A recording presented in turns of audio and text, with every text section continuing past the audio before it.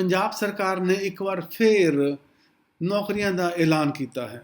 ਇਸ ਵਾਰ ਇਹ ਪੰਜਾਬ ਦੇ ਪੁਲਿਸ ਡਿਪਾਰਟਮੈਂਟ ਦੇ ਵਿੱਚ ਜੇਲ੍ਹ ਵਾਰਡਨ ਦੀਆਂ ਤੇ ਮੈਟਰਨ ਦੀਆਂ ਵੈਕੈਂਸੀਜ਼ ਨੇ ਇਹ ਐਲਾਨ ਕੀਤੀਆਂ ਗਈਆਂ ਨੇ। ਹੁਣ ਜੇਲ੍ਹ ਵਾਰਡਨ ਤੇ ਮੈਟਰਨ 'ਚ ਫ਼ਰਕ ਕੀ ਹੁੰਦਾ ਹੈ ਇਹ ਤਾਂ ਆਪਾਂ ਬਾਅਦ ਵਿੱਚ ਗੱਲ ਕਰਦੇ ਹਾਂ। ਪਹਿਲਾਂ ਤਾਂ ਦਿਮਾਗ 'ਚ ਇੱਕੋ ਕੁਐਸਚਨ ਆਉਂਦਾ ਹੋਏਗਾ, ਤੁਹਾਡੇ ਵੀ ਜਾਂ ਸਭ ਦੇ ਹੋਏ ਦਿਮਾਗ ਦੇ ਵਿੱਚ, ਕਿ ਪੇਪਰ ਹੋਣਾ ਕਦੋਂ ਹੈ, ਹੋਣਾ ਵੀ ਹੈ ਕਿ ਨਹੀਂ ਹੋਣਾ, ਤੇ ਹੋਣਾ ਹੈ ਤਾਂ ਕਦੋਂ ਹੋਏਗਾ ਇਹ ਨਾ। ਇਹਦੇ ਬਾਰੇ ਆਮ ਤੌਰ 'ਤੇ ਮੈਨੂੰ ਫ਼ੋਨ ਆਉਂਦੇ ਰਹਿੰਦੇ ਨੇ, ਪੁੱਛਦੇ ਵੀ ਰਹਿੰਦੇ ਨੇ ਲੋਕ ਕਿ ਪੇਪਰ ਕਦੋਂ ਹੋਣੇ ਨੇ। 2 ਮਈ ਨੂੰ ਪਟਵਾਰੀ ਦਾ ਪੇਪਰ ਹੋਣਾ ਸੀਗਾ, ਪੋਸਟਪੋਨ ਹੋ ਗਿਆ, ਕਦੋਂ ਹੋਏਗਾ? ਬਈ ਇਸ ਬਾਰੇ ਮੈਂ ਕੁਝ ਵੀ ਕਹਿਣ ਤੋਂ ਅਸਮਰਥ ਹਾਂ ਕਿ ਪੇਪਰ ਕਦੋਂ ਹੋਵੇਗਾ। ਪਰ ਇੱਕ ਗੱਲ ਪੱਕੀ ਹੈ ਕਿ ਜਦੋਂ ਪੇਪਰ ਹੋਣਾ ਹੈ ਉਸ ਵੇਲੇ ਸਮਾਂ ਨਹੀਂ ਮਿਲਣਾ। ਪੇਪਰ ਇੱਕਦਮ ਸਾਰੇ ਦੇ ਸਾਰੇ ਇਕੱਠੇ ਹੋ ਜਾਣੇ ਨੇ, ਕਿਉਂਕਿ ਜਿਸ ਤਰ੍ਹਾਂ ਦੇ ਹਾਲਾਤ ਚੱਲ ਰਹੇ ਨੇ ਔਰ ਜਿਵੇਂ ਤਾਂ ਸਾਰੇ ਜਾਣਦੇ ਹੀ ਹਾਂ ਆਪਾਂ ਕਿ ਅੱਗੇ ਇਲੈਕਸ਼ਨਾਂ ਦਾ ਸਮਾਂ ਆ ਜਾਣਾ, ਤਾਂ ਉਸ ਤੋਂ ਪਹਿਲਾਂ ਸਰਕਾਰਾਂ ਨੇ ਕੁਝ ਕਰਨਾ ਹੈ। ਇਸ ਕਰਕੇ ਜਦੋਂ ਵੀ ਪੇਪਰ ਨਿਕਲਣਾ ਹੈ ਤਾਂ ਸਾਰੇ ਪੇਪਰ ਇੱਕਦਮ ਇਕੱਠੇ ਹੋ ਜਾਣੇ ਨੇ, ਔਰ ਉਸ ਵੇਲੇ ਫਿਰ ਕੋਈ ਇਹ ਨਾ ਸੋਚੇ ਕਿ ਸਾਨੂੰ ਪੇਪਰ ਦੇਣ ਵਾਸਤੇ ਸਮਾਂ ਨਹੀਂ ਮਿਲਿਆ। ਸੋ ਉਸ ਗੱਲਾਂ ਨੂੰ ਆਪਾਂ ਧਿਆਨ 'ਚ ਨਾ ਰੱਖੀਏ, ਸਿਰਫ ਇਸ ਗੱਲ ਦਾ ਖਿਆਲ ਰੱਖੀਏ ਕਿ ਹਾਂ ਪੇਪਰ ਹੋਣੇ ਨੇ, ਕਦੋਂ ਹੋਣਗੇ ਉਹਦੇ ਵਾਸਤੇ ਸਾਡੀ ਤਿਆਰੀ ਪੂਰੀ ਹੋਣੀ ਚਾਹੀਦੀ ਹੈ। ਹੁਣ ਆਪਾਂ ਦੇਖਦੇ ਹਾਂ, ਜੋ ਮੈਂ ਤੁਹਾਨੂੰ ਪਹਿਲਾਂ ਦੱਸਿਆ ਸੀ ਕਿੰਨੀਆਂ ਵੈਕੈਂਸੀਆਂ ਨੇ।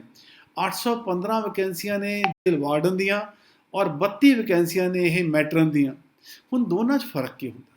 ਪਹਿਲਾਂ ਤਾਂ ਇਹ ਸਮਝ ਲਈਏ ਜੇਲ੍ਹ ਵਾਰਡਨ ਤੇ ਮੈਟਰਨ 'ਚ ਫ਼ਰਕ ਕੀ ਹੁੰਦਾ? ਕੋਈ ਫ਼ਰਕ ਨਹੀਂ, ਠੀਕ ਹੈ ਜੀ। ਵਾਰਡਨ ਦਾ ਮਤਲਬ ਹੈ ਜੇਲ੍ਹ ਵਾਰਡਨ ਦਾ ਕਿ ਇਹ ਬੰਦਿਆਂ ਦੀ ਜੇਲ੍ਹ ਹੈ, ਔਰ ਮੈਟਰਨ ਜਿਹੜੇ ਹੈਗੇ ਉਹ ਲੇਡੀਜ਼ ਜੇਲ੍ਹ ਹੈ। That is the only difference. ਹੋਰ ਇਸ ਤੋਂ ਜ਼ਿਆਦਾ ਦੋਨਾਂ 'ਚ ਫ਼ਰਕ ਕੋਈ ਨਹੀਂ ਹੈ। ਹੁਣ ਆਪਾਂ ਦੇਖਦੇ ਹਾਂ ਕਿ ਵੈਕੈਂਸੀਆਂ ਦੀ ਡਿਟੇਲ ਕੀ ਹੈ। ਨਾਓ ਦਿਸ ਇਜ਼ ਦ ਡਿਟੇਲ ਕਿ ਟੋਟਲ 815 ਵੈਕੈਂਸੀਆਂ ਨੇ ਜਿਹੜੀਆਂ ਵਾਰਡਰ ਦੀਆਂ ਵੈਕੈਂਸੀਆਂ ਨੇ। ਵਾਰਡਨ ਵੀ ਕਹਿ ਦਿੰਦੇ ਆ, ਵਾਰਡਰ ਵੀ ਕਹਿ ਦਿੰਦੇ ਆ ਆਪਾਂ ਇਹਨਾਂ ਨੂੰ, ਠੀਕ ਹੈ ਜੀ। ਸੋ 352 ਉਹਦੇ ਜਨਰਲ ਵੈਕੈਂਸੀਆਂ ਨੇ, ਵੀਕਰ ਸੈਕਸ਼ਨ ਦੀਆਂ 82 ਵੈਕੈਂਸੀਆਂ ਨੇ, ਸ਼ਡਿਊਲ ਕਾਸਟ ਦੀਆਂ 82 ਵੈਕੈਂਸੀਆਂ ਨੇ, ਸ਼ਡਿਊਲ ਕਾਸਟ R&O, ਠੀਕ ਹੈ ਜੀ, ਉਹਦੇ 81 ਵੈਕੈਂਸੀਆਂ ਨੇ, ਬੈਕਵਰਡ ਕਲਾਸ ਦੀਆਂ 80 ਵੈਕੈਂਸੀਆਂ ਨੇ, ਐਕਸ ਸਰਵਿਸਮੈਨ ਜਨਰਲ 57 ਵੈਕੈਂਸੀਆਂ, SC ਮਜ਼੍ਹਬੀ ਤੇ ਬਾਲਮੀਕੀ 16, ਐਕਸ ਸਰਵਿਸਮੈਨ ਰਵਿਦਾਸੀਏ ਤੇ others 16, ex serviceman backward class 17, sports category 16, sports category Mazhabi Balmiki 4, sports category ਦੇ ਵਿੱਚ ਸ਼ਡਿਊਲ ਕਾਸਟ ਦੇ ਵਿੱਚ ਰਵਿਦਾਸੀਏ ਤੇ ਅਦਰਸ 4, ਫਰੀडम ਫਾਈਟਰ 8, ਠੀਕ ਹੈ ਜੀ। ਔਰ ਸਿਮਿਲਰਲੀ ਤੁਸੀਂ ਦੇਖਦੇ ਹੋ ਕਿ ਮੈਟਰਨ ਦੀਆਂ ਵੈਕੈਂਸੀਜ਼ ਜਿਹੜੀਆਂ ਨੇ ਉਹਨਾਂ ਦੇ ਵਿੱਚ 13, 3, 3, 3। ਇਹ ਡਿਟੇਲ ਤੁਹਾਡੇ ਸਾਹਮਣੇ ਹੈ, ਤੁਸੀਂ ਚੰਗੀ ਤਰ੍ਹਾਂ ਇਸ ਨੂੰ ਦੇਖ ਸਕਦੇ ਹੋ ਔਰ ਜਾਂਚ ਕਰ ਸਕਦੇ ਹੋ ਤੁਸੀਂ ਇਹਦੀ। ਹੁਣ ਅੱਗੇ ਚੱਲੀਏ ਆਪਾਂ ਡਿਊਟੀਜ਼ ਕਿਹੜੀਆਂ ਨੇ। ਹੁਣ ਬੇਸਿਕਲੀ ਵਾਰਡਨ ਦੀਆਂ ਡਿਊਟੀਜ਼ ਨੇ ਉਹ ਕੈਦੀਆਂ ਦਾ ਮੈਨੇਜਮੈਂਟ ਕੰਟਰੋਲ ਉਹ ਸਾਰਾ ਰੱਖਣਾ ਜਿਹੜਾ ਸੀਗਾ ਇਹ ਵਾਰਡਨ ਦੀਆਂ ਡਿਊਟੀਜ਼ ਨੇ। ਮੈਟਰਨ ਦੀਆਂ ਵੀ ਉਹੀ ਡਿਊਟੀਜ਼ ਨੇ ਜਿਵੇਂ ਮੈਂ ਤੁਹਾਨੂੰ ਪਹਿਲਾਂ ਦੱਸਿਆ ਕਿ ਲੇਡੀਜ਼ ਵਾਸਤੇ ਮੈਟਰਨ ਹੁੰਦੀ ਹੈ ਔਰ ਜੈਂਟਸ ਵਾਸਤੇ ਮੇਲ ਵਾਸਤੇ ਵਾਰਡਰ ਹੁੰਦਾ। ਡੇਟਾ ਕਿਹੜੇ ਇੰਪੋਰਟੈਂਟ ਨੇ?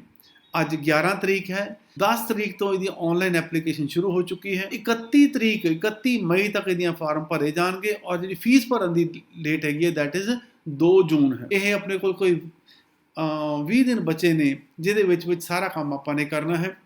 ਫਾਰਮ ਅਪਲਾਈ ਕਰਨੇ ਨੇ ਤੇ ਨਾਲ ਦੀ ਨਾਲ ਉਹਦੀ ਫੀਸ ਭਰਨੀ ਹੈ। ਇਹ ਵੀ ਦੇਖ ਲਈਏ ਕਿ this is the most important part.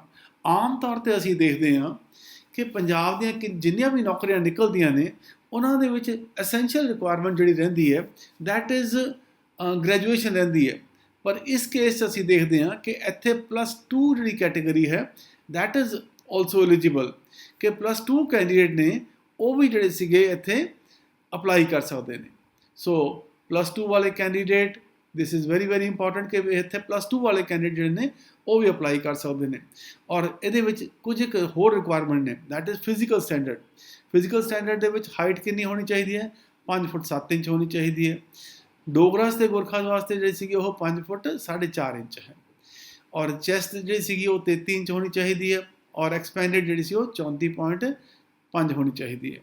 Vision ਜਿਹੜੀ ਸੀਗੀ ਉਹ ਨਾਰਮਲ ਹੋਣੀ ਚਾਹੀਦੀ ਹੈ, ਕਲਰ ਬਲਾਈਂਡ ਨਹੀਂ ਹੋਣਾ ਚਾਹੀਦਾ। ਨਾ ਫਿਜ਼ੀਕਲ ਟੈਸਟ ਇਹਦੇ 'ਚ ਹੋਣਾ, ਫਿਜ਼ੀਕਲ ਐਫੀਸ਼ੀਐਂਸੀ ਟੈਸਟ। 100 ਮੀਟਰ ਜਿਹੜਾ ਸੀਗਾ 15 ਸਕਿੰਟ ਵਿੱਚ ਭੱਜਣਾ, ਕੋਈ ਬਹੁਤੀ ਔਖੀ ਗੱਲ ਨਹੀਂ। ਸ਼ਾਰਟ ਪੁੱਟ ਜਿਹੜਾ ਸੀਗਾ 7.26 ਕਿਲੋ ਉਹ 5.5 ਮੀਟਰ ਸੁੱਟਣਾ ਚਾਹੀਦਾ। ਔਰ ਰੋਪ ਕਲਾਈਮਿੰਗ ਜਿਹੜੀ ਸੀਗੀ ਇਹ ਇਹ 15 ਫੁੱਟ ਤੱਕ ਹੋਣੀ ਚਾਹੀਦੀ ਹੈ। ਸੋ ਜਿਹੜੀ ਵਾਰਡਰ ਦੀਆਂ ਵੈਕੈਂਸੀਜ਼ ਨੇ ਉਹਨਾਂ ਵਾਸਤੇ ਇਹ ਫਿਜ਼ੀਕਲ ਕੰਡੀਸ਼ਨਸ ਨੇ, ਠੀਕ ਹੈ ਜੀ। ਔਰ ਜਿਹੜਾ ਐਕਸ ਸਰਵਿਸਮੈਨ ਵਾਸਤੇ ਉਹਨਾਂ ਵਾਸਤੇ 100 ਮੀਟਰ ਦੀ ਜਿਹੜੀ ਰੇਸ ਹੈ ਉਹ 17.5 ਸੈਕਿੰਡ ਦਾ ਟਾਈਮ ਹੈ ਉਹਨਾਂ ਵਾਸਤੇ, ਔਰ ਸ਼ਾਰਟ ਪੁੱਟ ਵਾਸਤੇ ਜਿਹੜਾ ਸੀਗਾ 5 ਮੀਟਰ ਹੈ, ਔਰ ਰੋਪ ਕਲਾਈਮਿੰਗ ਜਿਹੜੀ ਸੀ ਉਹ 12 ਫੁੱਟ ਦੀ ਹੈ। ਸਿਮਿਲਰਲੀ ਅਸੀਂ ਹੁਣ ਇਹ ਦੇਖ ਲਏ ਮੈਟਰਨ ਵਾਸਤੇ ਕੀ ਹੈ, ਜਿਹੜੀ ਕਿ ਫੀਮੇਲ ਕੈਟੇਗਰੀਜ਼ ਵਾਸਤੇ ਜਿਹੜੇ ਸੀਗੇ, ਫੀਮੇਲ ਜਿਹੜੀ ਜੇਲਸ ਨੇ ਉਹਨਾਂ ਵਾਸਤੇ ਇੱਥੇ ਇੱਕ ਕੰਡੀਸ਼ਨ ਐਡ ਹੋ ਜਾਂਦੀ ਹੈ ਵੇਟ ਦੀ, ਕਿ ਘੱਟੋ ਘੱਟ ਵੇਟ 50 ਕਿਲੋ ਹੋਣਾ ਚਾਹੀਦਾ ਅਤੇ ਹਾਈਟ 5 ਫੁੱਟ 3 ਇੰਚ ਹੋਣੀ ਚਾਹੀਦੀ ਹੈ। ਵਿਜ਼ਨ ਨਾਰਮਲ ਹੋਣੀ ਚਾਹੀਦੀ ਹੈ। 100 ਮੀਟਰ ਦੀ ਜਿਹੜੀ ਰੇਸ ਹੈ 18.5 ਸੈਕਿੰਡ 'ਚ ਪੂਰੀ ਹੋਣੀ ਚਾਹੀਦੀ ਹੈ, ਔਰ ਸ਼ਾਰਟ ਪੁੱਟ ਜਿਹੜਾ ਸੀਗਾ ਇਹ 12 ਪਾਉਂਡ ਦਾ ਜਾਂ 5.443 ਕਿਲੋਗ੍ਰਾਮ ਦਾ ਇਹ 4 ਮੀਟਰ ਜਿਹੜਾ ਸੀਗਾ ਸੁੱਟਣਾ ਚਾਹੀਦਾ, ਔਰ ਰੋਪ ਕਲਾਈਮਿੰਗ ਜਿਹੜੀ ਸੀ ਇਹ 12 ਫੁੱਟ ਦੀ ਹੋਣੀ ਚਾਹੀਦੀ ਹੈ। ਔਰ ਐਕਸ ਸਰਵਿਸਮੈਨ ਵੂਮਨ ਵਾਸਤੇ ਇਹੀ ਜਿਹੜਾ 100 ਮੀਟਰ ਹੈ ਇਹ 20 ਸਕਿੰਟ ਹੈ, ਔਰ ਸ਼ਾਰਟ ਪੁੱਟ ਜਿਹੜਾ ਹੈ 3.5 ਮੀਟਰ ਹੈ, ਔਰ ਰੋਪ ਕਲਾਈਮਿੰਗ 10 ਫੁੱਟ ਹੈ। ਸੋ ਇਹ ਕੁਝ ਕੰਡੀਸ਼ਨਾਂ ਨੇ, ਇਹਦਾ ਬਾਰੇ ਸਾਨੂੰ ਪਤਾ ਹੋਣਾ ਚਾਹੀਦਾ। ਔਰ ਦੂਜੀ ਗੱਲ ਇਹ ਮੈਂ ਤੁਹਾਨੂੰ ਬਹੁਤ ਧਿਆਨ ਨਾਲ ਸਮਝ ਲਓ, ਸੁਣ ਲਓ ਕਿ ਇਹ ਜਿਹੜੇ ਫਿਜ਼ੀਕਲ ਐਫੀਸ਼ੀਐਂਸੀ ਟੈਸਟ ਹੋਣੇ ਨੇ ਇਹ ਬਾਅਦ ਵਿੱਚ ਹੋਣੇ ਨੇ। ਪਹਿਲਾਂ ਪੇਪਰ ਹੋਣਾ, ਆਬਜੈਕਟਿਵ ਟਾਈਪ ਪੇਪਰ ਹੋਏਗਾ, ਉਹਦੇ ਬੇਸਿਸ ਦੇ ਉੱਤੇ ਮੈਰਿਟ ਬਣੇਗੀ, ਔਰ ਉਸ ਤੋਂ ਬਾਅਦ ਫਿਜ਼ੀਕਲ ਐਫੀਸ਼ੀਐਂਸੀ ਟੈਸਟ ਹੋਣਾ। ਇਹਦਾ ਮਤਲਬ ਕੀ ਹੈ ਕਿ ਤੁਹਾਡੀ ਫਿਜ਼ੀਕਲ ਐਫੀਸ਼ੀਐਂਸੀ ਟੈਸਟ ਦੀ ਤਿਆਰੀ ਹੁਣੇ ਸ਼ੁਰੂ ਹੋ ਜਾਣੀ ਚਾਹੀਦੀ ਹੈ।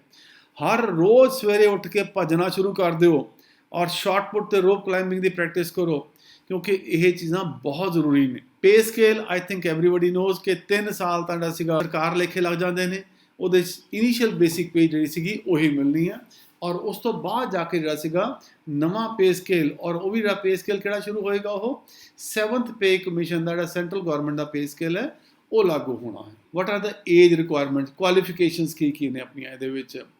ਏਜ ਕਿੰਨੀ ਚਾਹੀਦੀ ਹੈ? 18 ਤੋਂ ਲੈ ਕੇ 27 ਸਾਲ ਤੱਕ ਜਨਰਲ ਕੈਟੇਗਰੀ ਦੇ ਵਿੱਚ। ਜੇ ਪੰਜਾਬ ਗਵਰਨਮੈਂਟ ਦਾ ਕੋਈ EMPLOYE ਹੈ ਤਾਂ 45 ਸਾਲ ਵਾਲਾ ਵੀ ਅਪਲਾਈ ਕਰ ਸਕਦਾ ਹੈ।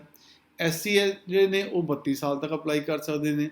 ਜਿਹੜੇ ਪੈਨਸ਼ਨ ਸੋਲਜਰ ਨੇ ਉਹ 40 ਸਾਲ ਤੱਕ ਦੇ ਅਪਲਾਈ ਕਰ ਸਕਦੇ ਨੇ। ਜਿਨ੍ਹਾਂ ਨੇ ਫੌਜ ਵਿੱਚ 3 ਸਾਲ ਦੀ ਨੌਕਰੀ ਕੀਤੀ ਹੈ ਉਹ 30 ਸਾਲ ਦੀ ਉਮਰ ਤੱਕ ਵਾਸਤੇ ਅਪਲਾਈ ਕਰ ਸਕਦੇ ਨੇ। ਜਿਨ੍ਹਾਂ ਨੇ 5 ਸਾਲ ਤੱਕ ਪੁਲਿਸ ਨੌਕਰੀ ਕੀਤੀ ਹੈ ਉਹ ਵੀ 30 ਸਾਲ ਅਪਲਾਈ ਕਰ ਸਕਦੇ ਨੇ। ਰਿਜ਼ਰਵ ਆਰਮੀ ਵਾਲੇ ਵੀ 35 ਸਾਲ ਤੱਕ ਅਪਲਾਈ ਕਰ ਸਕਦੇ ਨੇ, ਠੀਕ ਹੈ। ਸੋ ਇਹ ਵਾਰਡਰ ਵਾਸਤੇ ਹੈ। ਸਿਮਿਲਰਲੀ ਜਿਹੜਾ ਸੀਗਾ ਮੈਟਰਨ ਵਾਸਤੇ, ਉਹਨਾਂ ਵਾਸਤੇ ਵੀ 18 ਤੋਂ 27 ਦੀ ਏਜ ਹੈ, ਔਰ ਸਿਮਿਲਰਲੀ ਐਕਸ ਸਰਵਿਸ ਆਪਣਾ ਪੰਜਾਬ ਗਵਰਨਮੈਂਟ EMPLOYES ਵਾਸਤੇ 45 ਸਾਲ ਦੀ ਹੈ, ਔਰ SC ST ਵਾਸਤੇ ਜਿਹੜਾ ਸੀਗਾ 32 ਸਾਲ ਦੀ ਹੈ, SC ਐਂਡ ਬੈਕਵਰਡ ਕਲਾਸ ਵਾਸਤੇ 32 ਸਾਲ ਹੈ, ਔਰ ਐਕਸ ਸਰਵਿਸ ਵੂਮਨ ਵਾਸਤੇ ਜਿਹੜਾ ਸੀਗਾ ਉਹਨਾਂ ਵਾਸਤੇ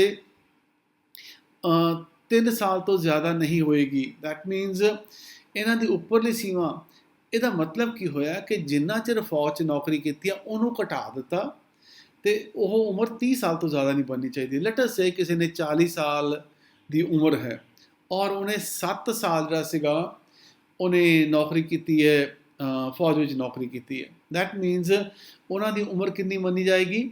ਉਹਨਾਂ ਦੀ 40 ਸਾਲ ਤੋਂ 7 ਸਾਲ ਘਟਾ ਦਿੱਤੇ ਜਾਵੇ ਤਾਂ 33 ਸਾਲ ਮੰਨੀ ਜਾਏਗੀ। ਸੋ ਵੋਂਟ ਬੀ ਐਲੀਜੀਬਲ, ਉਹ ਐਲੀਜੀਬਲ ਨਹੀਂ ਮੰਨੇ ਜਾਣਗੇ।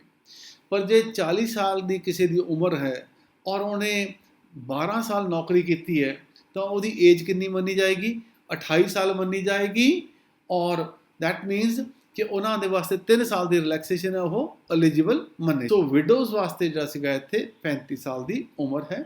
ਫੀਸ ਦਾ ਜਨਰਲ ਕੈਟੇਗਰੀ ਵਾਸਤੇ ਔਰ ਸਪੋਰਟਸਮੈਨ ਵਾਸਤੇ ਔਰ ਫਰੀडम फाइटर वास्ते 1000 रुपया, SC BC वास्ते 250 रुपये, और एक्स सर्विसमैन वास्ते 200। ਹੁਣ ਪੇਪਰ 'ਚ ਕੀ ਆਉਣਾ, ਹਾਲੇ ਕੋਈ ਸਿਲੇਬਸ ਜਾਰੀ ਨਹੀਂ ਕੀਤਾ, ਹਾਲੇ ਕੁਝ ਦੱਸਿਆ ਨਹੀਂ ਗਿਆ, ਪਰ ਇੱਕ ਗੱਲ ਪੱਕੀ ਹੈ, ਆਮ ਤੌਰ 'ਤੇ ਜੋ ਪੇਪਰ ਦੇ ਵਿੱਚ ਆਉਂਦਾ ਸਾਰਿਆਂ ਨੂੰ ਉਹੀ ਕੁਆਂਟੀਟੇਟਿਵ ਐਬਿਲਿਟੀ, ਉਹੀ ਰੀਜ਼ਨਿੰਗ, ਉਹੀ ਇੰਗਲਿਸ਼, ਉਹੀ GK, ਉਹੀ ਕੰਪਿਊਟਰ ਅਤੇ ਪੰਜਾਬੀ। ਇਹ ਚੀਜ਼ਾਂ ਜ਼ਰੂਰੀ ਹੁੰਦੀਆਂ ਨੇ, ਔਰ ਉਹਨਾਂ ਦੇ ਬੇਸਿਸ ਦੇ ਉੱਤੇ ਹੀ ਜਿਹੜਾ ਸੀਗਾ ਸਾਰਾ ਪੇਪਰ ਹੋਣ ਦੀ ਉਮੀਦ ਕੀਤੀ ਜਾਂਦੀ। ਜਿਵੇਂ ਮੈਂ ਤੁਹਾਨੂੰ ਪਹਿਲਾਂ ਦੱਸਿਆ ਸੀਗਾ ਕਿ ਪਹਿਲਾਂ ਤੁਹਾਡਾ ਪੇਪਰ ਹੋਣਾ ਆਬਜੈਕਟਿਵ ਟਾਈਪ ਪੇਪਰ ਹੋਣਾ, ਠੀਕ ਹੈ ਜੀ, ਔਰ ਉਸ ਤੋਂ ਬਾਅਦ 3 ਗੁਣਾ ਜਿਹੜੇ ਸੀਗੇ ਫਿਜ਼ੀਕਲ ਟੈਸਟ ਵਾਸਤੇ ਬੁਲਾਏ ਜਾਣਗੇ, ਕੈਂਡੀਡੇਟਸ ਬੁਲਾਏ ਜਾਣਗੇ। ਪਹਿਲਾਂ ਇੱਕ ਕੰਬਾਈਨਡ ਮੈਰਿਟ ਲਿਸਟ ਬਣਾਈ ਜਾਏਗੀ, ਫਿਰ ਉਸ ਦੇ ਬਾਅਦ ਜਿਹੜਾ ਸੀਗਾ 3 ਗੁਣਾ, ਦੈਟ ਮੀਨਸ ਕਿ ਜਿੰਨੀਆਂ ਵੈਕੈਂਸੀਆਂ ਨੇ 815 ਵੈਕੈਂਸੀ ਜਿਵੇਂ ਜੈਂਟਸ ਦੀਆਂ ਹੈਗੀਆਂ ਨੇ, ਤਾਂ 3 ਗੁਣਾ ਕਿੰਨੇ ਹੋ ਗਏ ਉਹਨਾਂ ਦੇ 2445 ਹੋ ਗਏ, 2445 ਕੈਂਡੀਡੇਟਸ ਉੱਥੇ ਬੁਲਾਏ ਜਾਣਗੇ। 32 ਲੇਡੀਜ਼ ਕੈਂਡੀਡੇਟ ਨੇ ਤੇ 3 ਗੁਣਾ ਕਿੰਨੇ ਹੋ ਗਏ? 96 ਹੋ ਗਏ। 96 ਉਹ ਬੁਲਾਏ ਜਾਣਗੇ ਔਰ ਉਹਨਾਂ ਦਾ ਫਿਰ ਫਿਜ਼ੀਕਲ ਦਾ ਸੀਗਾ ਐਲੀਜੀਬਿਲਟੀ ਟੈਸਟ ਹੋਏਗਾ। ਜਿਵੇਂ ਤੁਹਾਨੂੰ ਪਹਿਲਾਂ ਦੱਸਿਆ ਕਿ ਜੈਂਟਸ ਵਾਸਤੇ 100 ਮੀਟਰ ਦੀ ਜਿਹੜੀ ਰੇਸ ਹੈ ਉਹ ਉਹਨਾਂ ਨੇ 15 ਸਕਿੰਟ ਵਿੱਚ ਪੂਰੀ ਕਰਨੀ ਹੈ ਔਰ ਗਰਲਸ ਨੇ ਜਿਹੜਾ ਸੀਗੀ ਉਹ ਆਪਣੀ ਉਹਨਾਂ ਵਾਸਤੇ 17.5 ਸੀਗੇ 18.5 ਸੀਗਾ, ਠੀਕ ਹੈ ਜੀ, ਉਹਦੇ 'ਚ ਪੂਰੀ ਕਰਨੀ ਹੈ ਔਰ ਬਾਕੀ ਐਕਸ ਸਰਵਿਸਮੈਨ ਵਾਸਤੇ ਜਾਂ ਹੋਰਾਂ ਵਾਸਤੇ ਜਿਹੜਾ ਸੀਗਾ ਕੈਟੇਗਰੀ ਉਹ ਦੱਸੀਆਂ ਗਈਆਂ, ਠੀਕ ਹੈ ਜੀ। So that is the procedure for selection ਔਰ ਇਸ ਕਰਕੇ ਮੈਂ ਤੁਹਾਨੂੰ ਦੁਬਾਰਾ ਇੱਕ ਚੀਜ਼ ਤੋਂ ਆਗਾਹ ਕਰਾ ਰਿਹਾ ਕਿ ਸਾਨੂੰ ਕਿਸੇ ਨੂੰ ਵੀ ਟਾਈਮ ਨਹੀਂ ਮਿਲਣਾ।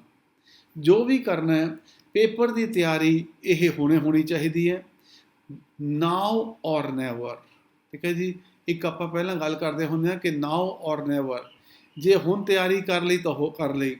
ਜੇ ਆਪਾਂ ਇਹ ਸੋਚਾਂਗੇ ਪਹਿਲਾਂ ਪੇਪਰ ਦੀ ਡੇਟ ਤਾਂ ਨਿਕਲ ਆਵੇ ਫਿਰ ਤਿਆਰੀ ਕਰਾਂਗੇ, ਫਿਰ ਕੁਝ ਨਹੀਂ ਹੋਣਾ, ਠੀਕ ਹੈ ਜੀ।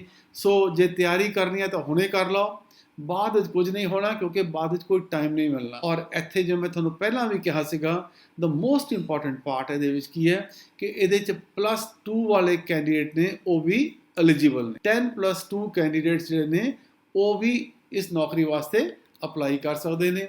ਸੋ ਜਲਦੀ ਤੋਂ ਜਲਦੀ ਆਪਣੇ ਫਾਰਮ ਭਰ ਲਓ ਔਰ ਜਿਵੇਂ ਤੁਹਾਨੂੰ ਪਹਿਲਾਂ ਦੱਸਿਆ ਸੀਗਾ ਇਸ ਵਾਰ ਆਪਣੇ ਕੋਲ ਟਾਈਮ ਨਹੀਂ ਮਿਲਣਾ। ਸੋ ਜਿੰਨਾ ਟਾਈਮ ਮਿਲਿਆ ਹੋਇਆ ਉਹਦਾ ਚੰਗਾ ਸਦਉਪਯੋਗ ਕਰ ਲਓ ਔਰ ਜਲਦੀ ਤੋਂ ਜਲਦੀ ਫਾਰਮ ਭਰ ਕੇ ਆਪਣੀਆਂ ਤਿਆਰੀਆਂ ਪੂਰੀਆਂ ਕਰ ਲਓ। Thank you.